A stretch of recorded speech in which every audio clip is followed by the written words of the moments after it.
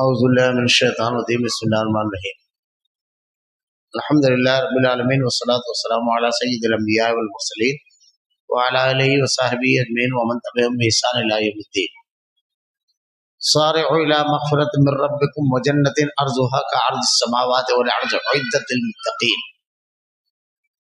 معزز حاضرین، اللہ رب العالمین نے قرآن کریم میں ایک جگہ ارشاد فرمایا سارعوا، ایک جگہ ارشاد فرمایا سابقو، لپکو، دوڑو اس جنت کی طرف جس کی وسعت زمین اور آسمان سے بڑھ کر ہے۔ اللہ کے نبی صلی اللہ علیہ وسلم نے جنت کے بارے میں ارشاد فرمایا کہ قیامت کو ایک آدمی کو لایا جائے گا، وہ پیدا ہونے سے لے کر کے وفات تک صرف وہ مصیبت، تکلیف، رنج و غم، پریشانی یہی سب جھیلا ہوگا۔ اس کی زندگی میں ایک منٹ بھی جس کو ہم کہتے ہیں نا سکون کا نہیں ہوگا۔ کیا ہے اللہ کی جنت، کون سی نعمت کی؟ اللہ کے نبی نے ارشاد فرمایا اللہ تعالیٰ فرشتوں کو حکم دے گا اس کو جنت میں داخل کر کے نکالیں۔ صرف وہ اس کو جنت میں داخل کر کے نکالیں گے تو فرشتے ان سے سوال کریں گے کہ زندگی میں کبھی کوئی تکلیف، کوئی پریشانی، کوئی دکھ، کوئی رنج دیکھا؟ تو وہ کہے گا یہ ہے کس کا نام، یہ کہتے کس کو ہے؟ دنیا کی ساری مصیبت، تکلیف، رنج و غم صرف وہ جنت میں ڈال کر کے نکالا جائے گا، آدمی بھول جائے گا۔ جنت اللہ کا کتنا قیمتی سامان ہے جس کا بار بار اللہ نے تذکرہ کیا ہے قرآن میں۔ اہل ایمان کو اللہ عطا کرے گا بار بار احادیث میں اللہ کے نبی نے بیان فرمایا ہے۔ اللہ کے رسول صلی اللہ علیہ وسلم کے پاس ایک غزوے کے موقع پر باپ اور بیٹے دونوں آ گئے غزوے میں جانے کے لیے۔ اب جب دونوں آ گئے مقصد یہ تھا کہ شہادت اور جنت۔ اللہ کے نبی صلی اللہ علیہ وسلم سے بیٹا کہتا ہے کہ اے اللہ کے رسول مجھے جانے دیجیے۔ باپ کہتا ہے اے اللہ کے نبی یہ ابھی نوجوان ہے، اس نے عمر ہی کیا ہوئی ہے، یہ میرے بعد میری بیوی بچوں کا ذمہ دار اور نگراں رہے گا، مجھ کو جانے دیجیے اللہ کے نبی۔ نوجوان نے کہا کہ اللہ کے رسول میں جوان ہوں اور جنگ میں جوان آدمی کی ضرورت پڑتی ہے، اجازت مجھ کو دیجیے۔ دیکھیے جنت کیا ہے۔ صحابی کہتے ہیں جب دیکھا انہوں نے کہ بڑی مضبوط بات بیٹے نے کہی ہے تو وہ کہتے ہیں بیٹا تو میرا بیٹا ہے اور تیرے لیے میری فرما برداری کرنا لازم ہے، میرا حکم ماننا لازم ہے۔ بیٹا کہتا ہے ابا اگر جنت کا سوال نہیں ہوتا تو میں ضرور آپ کی فرما برداری کرتا، ضرور آپ کی بات مان لیتا، لیکن یہاں جنت کا سوال ہے اللہ، یہاں میں آپ کی بات کو نہیں۔ اے اللہ کے نبی مجھ کو اجازت دیجیے۔ ایک صحابی ہے، ایک مرتبہ صحابہ کرام بیٹھے ہوئے تھے، اللہ کے وہ گزر رہی تھی تو حضرت عباس کہتے ہیں وہ پتلی دبلی کالی عورت جو جا رہی ہے وہ جنتی ہے۔ لوگوں نے پوچھا کیسے؟ ارشاد فرمایا کہ ایک مرتبہ اللہ کے نبی صلی اللہ علیہ وسلم بیٹھے ہوئے تھے، آپ کے پاس آئی، اس کو مرگی کی بیماری تھی، تو جب دورہ پڑتا تھا تو بے ہوش ہو جاتی، تو اللہ کے نبی سے آ کر یہ کہتی ہے جنت کیا ہے؟ اللہ کے نبی صلی اللہ علیہ وسلم سے آ کر یہ کہتی ہے اللہ کے رسول میرے لیے دعا کیجیے کہ مجھ کو اللہ اس بیماری سے شفا دے دے۔ اللہ کے نبی صلی اللہ علیہ وسلم نے ارشاد فرمایا میں دعا کر دوں گا اور اللہ رب العالمین انشاءاللہ اللہ قبول بھی کرے گا، لیکن اگر تو اس پر صبر کرے تو تیرے لیے جنت کیا ہے جنت۔ وہ صحابیہ کہتی ہے اللہ کے نبی صرف اتنی دعا کیجیے میرے لیے، مجھ کو جنت چاہیے، صرف اتنی دعا کیجیے کہ جب میرے اوپر مرگی کا دورہ پڑے تو میرا پردہ نہ کھلے، بس مجھ کو جنت چاہیے۔ اللہ کے نبی یہ دعا مت کیجیے کہ میں اچھی ہو جاؤں۔ اس کے بعد جب بھی اس کے اوپر مرگی کا دورہ پڑا کبھی اس کا پردہ نہیں کھلا۔ ایک صحابی میدان جنگ میں کھڑے ہیں، اللہ کے نبی صلی اللہ علیہ وسلم سے کہتے ہیں کہ ابھی اس غزوے میں لڑتا ہوا مارا جاؤ اور شہید ہو جاؤ تو میرے لیے کیا؟ کہا جنت۔ کچھ لوگ کہتے ہیں کہ کھجور، کچھ لوگ کہتے ہیں گوشتوں کے ٹکڑے، دونوں روایتوں میں کھا رہے تھے۔ کہتے ہیں جنت میں اور اس کے درمیان تو بڑی دیر ہو جائے گی، اس کو پھینک دیتے ہیں اور جا کر کے غزوے میں شریک ہوتے ہیں اور شہید ہو جاتے ہیں۔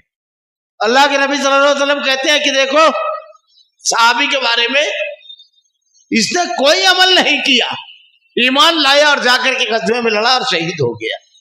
جنت اللہ کا کتنا قیمتی سامان ہے۔ میں نے اس سے پہلے روایت بیان کی تھی کہ اللہ کے نبی ایک مرتبہ حالت نماز میں چلتے ہوئے آگے گئے۔ صحابہ نے پوچھا کیا ہوا اللہ کے رسول، آپ نماز کی حالت میں چلتے ہوئے آگے گئے؟ اللہ کے رسول نے کہا جنت میرے سامنے پیش کی گئی، میں نے چاہا کہ اس کے خوشوں میں سے کوئی خوشہ توڑ لوں۔ ایسی چیز ہے جنت کی حالت نماز میں اللہ کے نبی صلی اللہ علیہ وسلم آگے چلے گئے۔ قرآن میں اللہ تعالیٰ ارشاد فرماتا ہے کل نفس ذائقۃ الموت، ہر نفس کو موت کا مزہ چکھنا ہے۔ وَإِنَّمَا تُوَفَّوْنَ أُجُورَكُمْ يَوْمَ الْقِيَامَةِ، جو کچھ ہم اس دنیا میں کرتے آئے ہیں سب قیامت کے روز اللہ تعالیٰ لے کر آئے گا۔ فَمَنْ زُحْزِحَ عَنِ النَّارِ وَأُدْخِلَ الْجَنَّةَ فَقَدْ فَازَ وَمَا الْحَيَاةُ الدُّنْيَا إِلَّا مَتَاعُ الْغُرُورِ۔ کامیاب کون ہے؟ جو آگ سے بچا لیا گیا، جنت میں داخل کر دیا گیا۔ اللہ نے کامیابی کا معیار اور پیمانہ بنایا ہے جہنم سے بچنا اور جنت کو حاصل کرنا، اور ایک مومن کا ٹارگٹ یہی ہونا چاہیے۔ وہ کچھ بھی زندگی میں کرتا ہے لیکن اس کا مین ٹارگٹ، ہمارے یہاں ڈگریاں ٹارگٹ ہوتی ہے، دولت ٹارگٹ ہوتی ہے، عزت ٹارگٹ ہوتا ہے، عہدے ٹارگٹ ہوتے ہیں۔ اللہ تعالیٰ نے کہا تمہاری زندگی کا ٹارگٹ، تمہاری زندگی کا مقصد جہنم سے کسی طرح بچ جاؤ، جنت کسی طرح مل جائے۔ جنت کیا ہے؟ اللہ تعالیٰ نے قرآن میں بیان فرمایا ہے بعض جنتیں تو ایسی ہے جس کو نہ کسی آنکھ نے دیکھا نہ کسی کان نے سنا۔ اللہ تعالیٰ ارشاد فرماتا ہے تتجافی جنوبہم عن المضاجع یدعون ربہم خوفا وطمعا ومما رزقناہم ينفقون فلا تعلم نفس ما اخفی لهم من قرۃ اعین۔ وہ اللہ کے بندے جو رات میں اللہ کے جناب میں کھڑے ہوتے ہیں جہنم کے خوف سے، جنت کے لالچ میں، اللہ نے ان کے لیے ایسی جنت تیار کر رکھی ہے جس کو نہ کسی آنکھ نے دیکھا نہ کسی کان میں سنا، جو نچلے درجے کی جنتیں ہیں جس کا تذکرہ احادیث میں اور قرآن میں ہوا ہے، جس کو بیان کیا گیا ہے کہ اس کی ایک اینٹ سونے کی اور ایک اینٹ چاندی کی ہوگی جنت کی۔ اللہ کے نبی صلی اللہ علیہ وسلم نے ارشاد فرمایا جنت میں ایسے عالی شان محلات ہوں گے اور اس کے جو سنگ ریزے ہیں وہ زمرد اور یاقوت کے اس کے سنگ ریزے ہیں جنت کے۔ اللہ کے نبی صلی اللہ علیہ وسلم نے ارشاد فرمایا ہے جنت کی نعمتوں کے بارے میں کہ آدمی جب جنت کی نعمتوں کو دیکھے گا تو اللہ رب العالمین اس سے پوچھے گا کچھ اور چاہیے تو کہے گا مالک جو تصور کر سکتا تھا سوچ سکتا تھا اس سے بہت زیادہ اونچی چیز تو نے دے دی ہے، اب کچھ نہیں۔ اللہ تعالیٰ کہے گا ایک نعمت ابھی باقی ہے جنتیوں سے۔ کون سی نعمت؟ اللہ اپنا دیدار کرائے گا، اور ایسے اللہ کا دیدار جنتی کرے گا جیسے ہم چاند کو 14ویں کے بغیر کسی تکلیف کے دیکھتے ہیں۔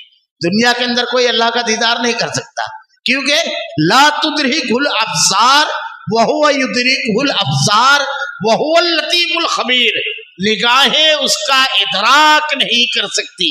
یہ 7ویں پارے کی آیت ہے۔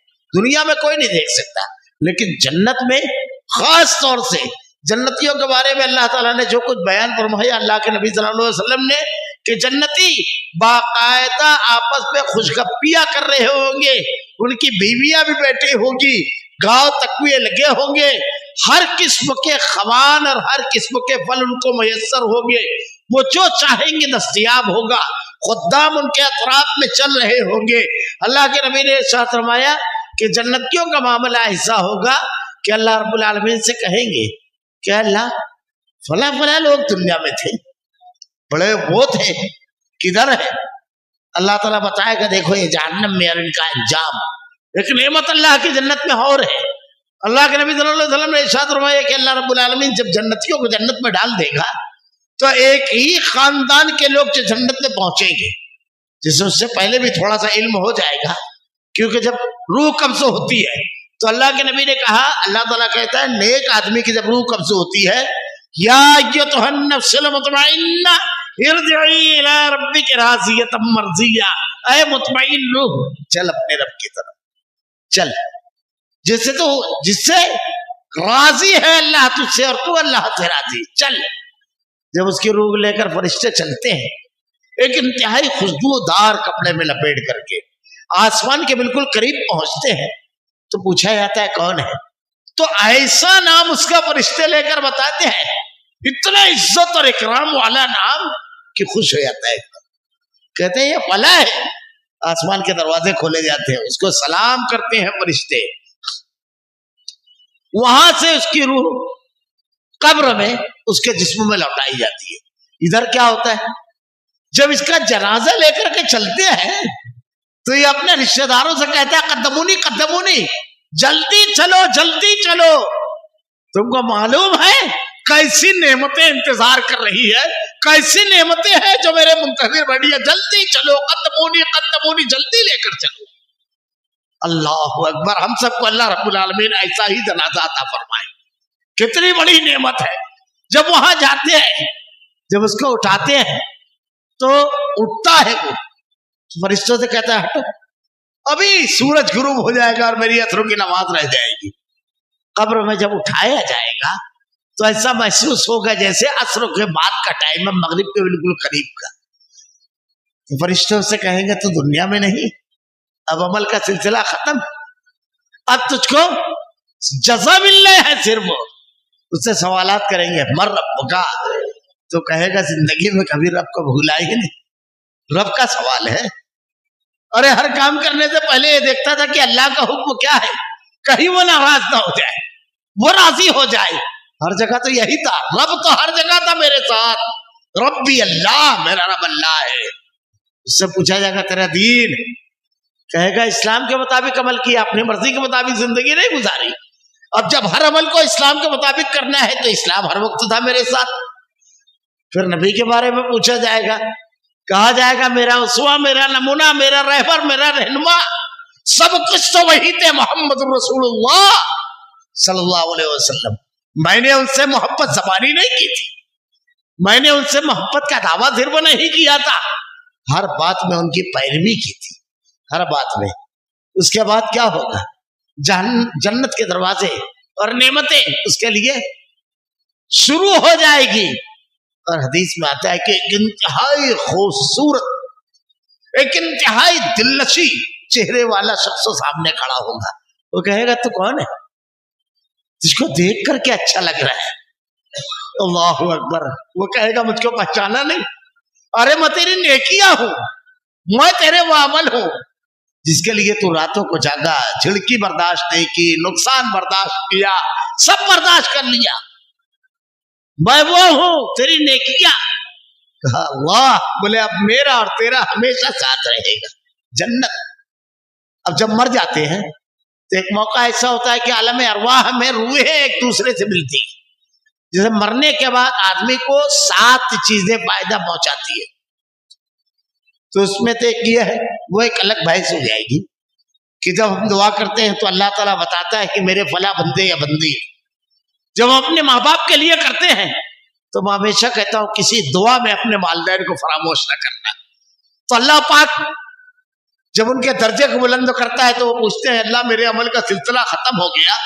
تو اللہ ارشاد فرماتا ہے کہ تیرے بیٹے نے، تیری بیٹی نے، حدیث کے الفاظ ہیں، میرے لیے دعا کی. ذرا سوچئے کہ والدین کو خبر ہو رہی ہے کہ میرے جگر کے ٹکڑے نے میرے لیے ہاتھ اٹھایا، میری بیٹی نے میرے لیے ہاتھ اٹھایا، کل ہمارے لیے بھی اللہ یہ انتظام انسلام کرے گا. خیر. تو وہاں روحیں جب ملتی ہے تو نیک روحیں سب ایک ساتھ ملتی ہے، تو جو روحیں نہیں جاتی ہیں تو ان سے سوال بھی ہوتا ہے کہ فلاں کہاں ہے؟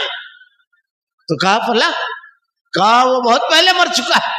کہا وہ تو یہاں آئے نہیں، انا للہ پڑھتے ہیں، کیونکہ اس کا انجام عالم برزخ میں جب چلے جاتے ہیں تو بدھ کا بروں کے ساتھ ہو جاتا ہے.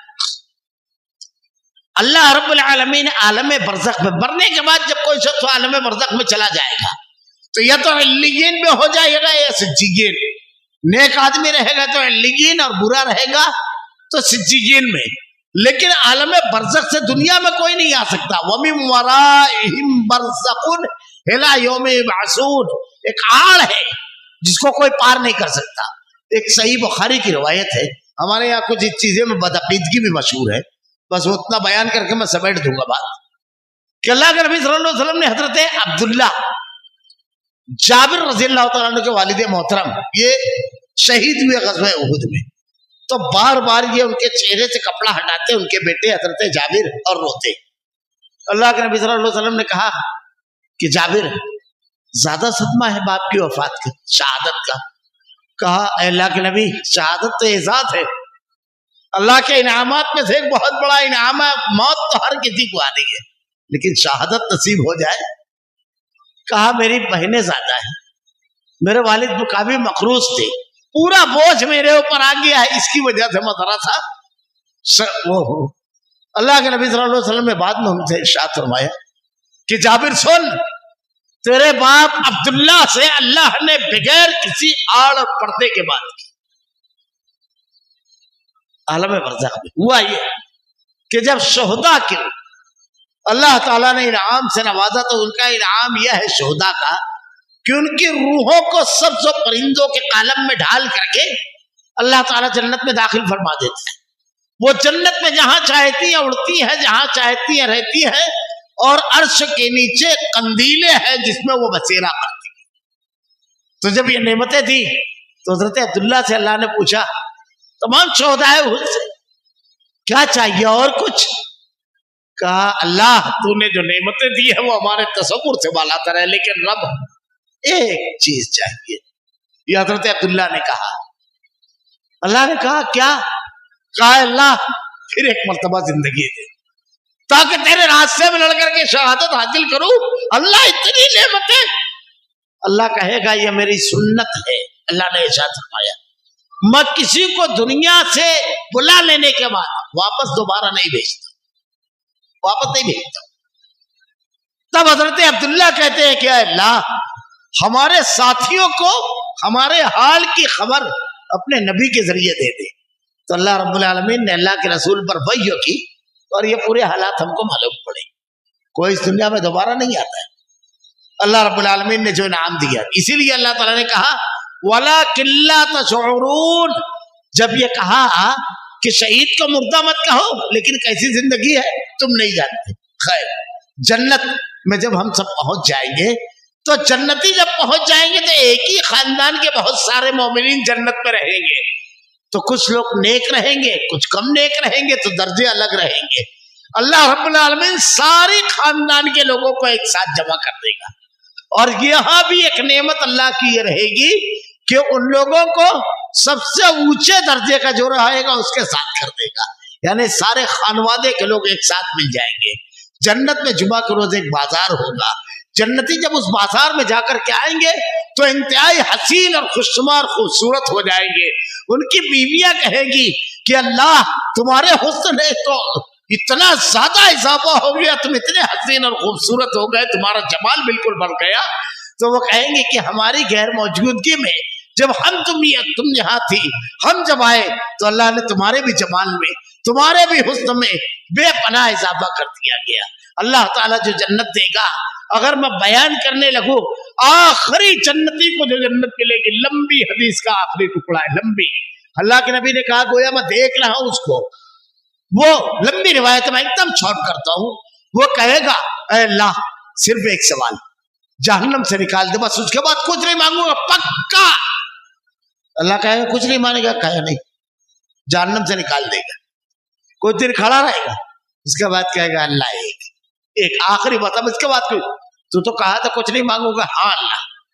हदीस में अल्लाह के नबी ने बयान फरमाया, कहेगा अल्लाह इसी में बहुत दिन रहा, ये एकदम सामने अज़ाब, बस इधर से रुख मोड़कर जन्नत की तरफ मुंह कर दे, यह आखिरी है, पक्का बस। अल्लाह कहेगा ठीक है।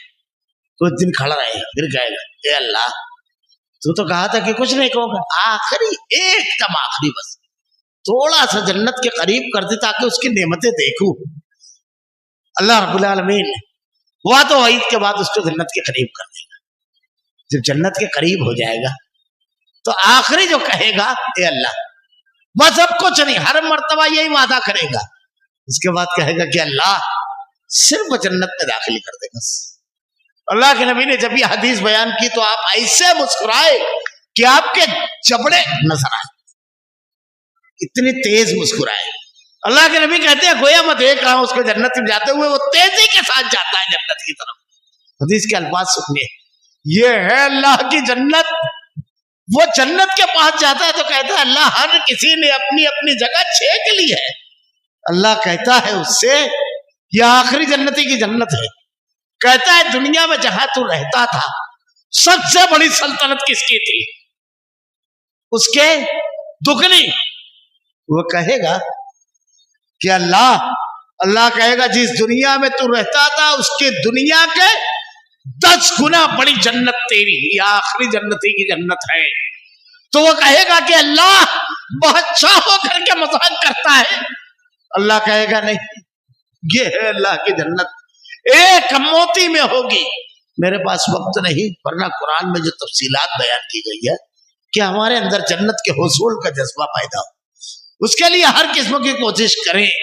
3 مرتبہ اگر آدمی اللہ سے جنت مانگ لے اللہ جنت عطا کرے گا. شرک سے بچ جائے اللہ جنت عطا کرے گا. یہ رمضان المبارک کا اگرچہ کیا آخری ایام ہے, لیکن اللہ تعالیٰ نے قرآن میں کہا ہے کہ اس کو میں جنت دوں گا. ہم وہ آیتیں پڑھیں اور اپنے آپ کو اس کے مطابق کر لیں. اللہ کا وعدہ سچا ہے, اللہ ضرور بضرور جنت دے گا. اللہ رب العالمین سے دعا ہے کہ رب العالمین تیری عظیم نعمت رب العالمین جنت, اے اللہ وہ تیری ہدایت پر, اے رب العالمین تیری توفیق, اگر تے نیک عمل ہم کرتے ہیں تیری ہدایت اور تیری توفیق پر تو ہمیں ملے گا. اے اللہ ہم کو ہدایت دے, ہم کو توفیق دے, ہم کو وہ عمل کرنے کی ہدایت دے رب العالمین جو جنت کے حصول کا ذریعہ بنے, جس کی بنیاد پر تو انعام میں جنت عطا کرنے والا ہے. اے اللہ تو ہی ہدایت دینے والا ہے, تو ہی توفیق دینے والا ہے. رب العالمین نیکیوں سے محبت پیدا فرما رب العالمین. یہ رمضان المبارک یوم ماہ نجات اور جنت کے حصول کا ذریعہ بنا دے اس رمضان کو رب العالمین. کوتاہیاں بڑی ہوئی رب العالمین, لیکن یہ آخری ایام ہے. اے اللہ ہماری عبادتوں کو قبول فرما رب العالمین. ہم سب کا خاتمہ ایمان پر فرما. ربنا لا تزغ قلوبنا بعد إذ هديتنا وهب لنا من لدنك رحمة إنك أنت الوهاب. سبحانك اللهم وبحمدك أشهد أن لا إله إلا أنت أستغفرك وأتوب إليك.